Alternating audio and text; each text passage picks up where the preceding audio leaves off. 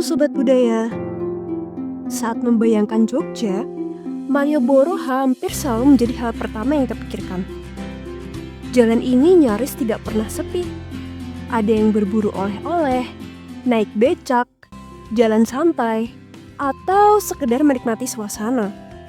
Tapi Sobat Budaya, berapa banyak dari kita yang tahu bahwa Malioboro dulunya bukan sekedar area wisata? Sebenarnya Malioboro itu dulunya seperti apa sih? Kenapa ya tempat ini bisa jadi ikon Jogja seperti sekarang? Kalau kamu penasaran atau bahkan belum pernah terpikir, tenang.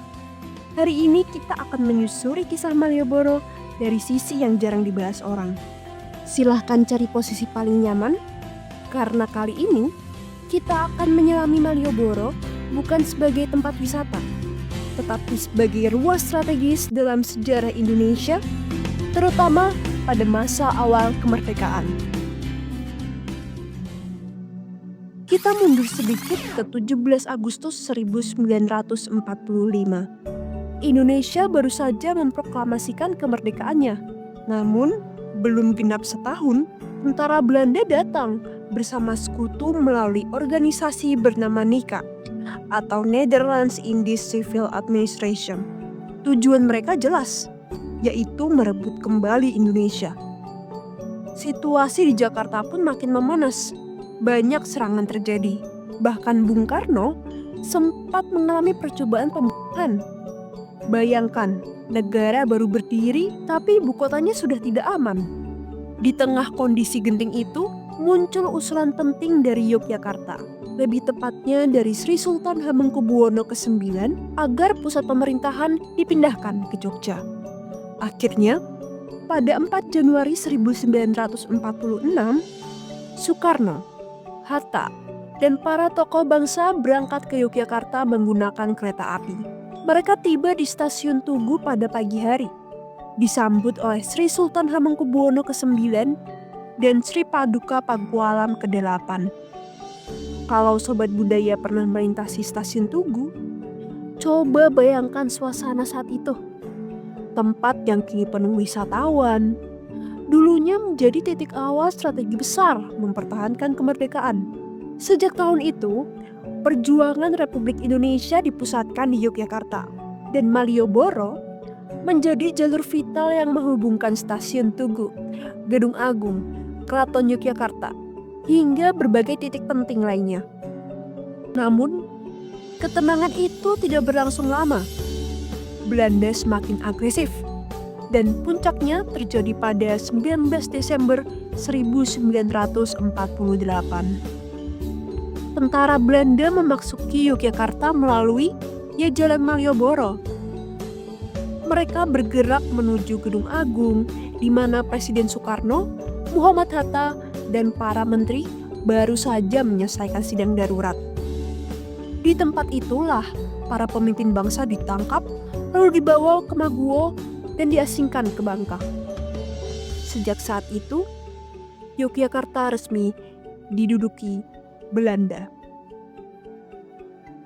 Menariknya, banyak yang mengira bahwa setelah ibu kota jatuh, perjuangan selesai.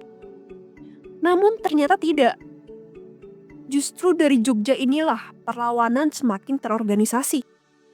Sri Sultan Hamengkubuwono ke-9 merancang strategi besar, yakni gagasan untuk melakukan serangan yang membuktikan bahwa Republik Indonesia masih ada.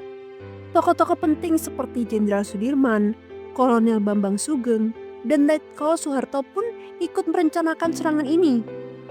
Dan upaya itu memuncak ke dalam peristiwa yang kita kenal, Serangan Umum 1 Maret 1949. Malioboro kembali memegang peran kunci.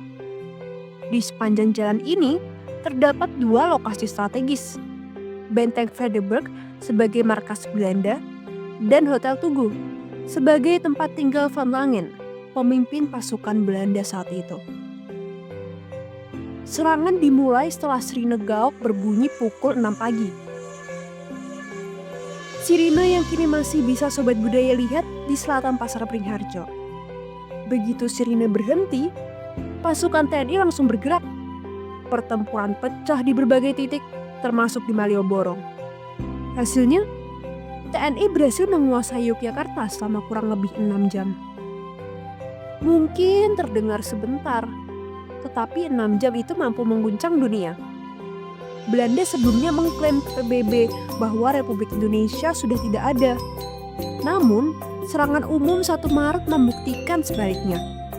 Tekanan internasional pun meningkat, membuat Belanda akhirnya harus mundur. Seluruh rangkaian kejadian besar ini mulai dari perpindahan ibu kota, penangkapan tokoh-tokoh bangsa, sampai serangan umum, semuanya terekam di sekitar Malioboro. Stasiun Tugu, Hotel Tugu, Benteng Frederik, Gedung Agung, Sirine Gaok, hingga monumen serangan umum 1 Maret menjadi saksi bisu sejarah perjuangan mempertahankan kemerdekaan Indonesia. Demikian kisah lain dari Jalan Malioboro.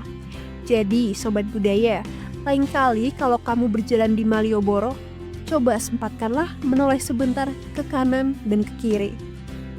Bayangkan bahwa kamu sedang melintasi jalan yang dulunya menjadi jalur yang mempertaruhkan masa depan Republik Indonesia.